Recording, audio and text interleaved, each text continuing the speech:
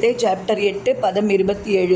நைதே ஸ்ருதி பார்த்த ஜானனோகி முஹ்யதி கஷ்சனஹ தஸ்மாத் சர்வேஷு காலேஷு யோகயுக்தோ பவார்ஜுனஹ.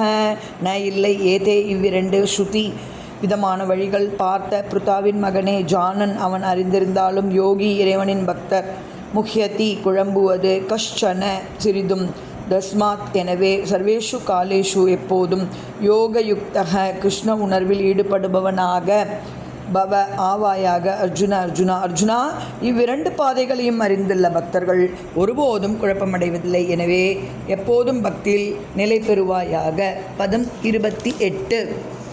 வேதேஷு யக்ஞேஷு தபஹ சுசைவஹ தானேஷு யத் புண்ணியபலம் பிரதிஷ்டம் அத்யேதி தத் சர்வமிதம் விதித்வா யோகி பரம் ஸ்தானம் உபைதி சாத்யம்.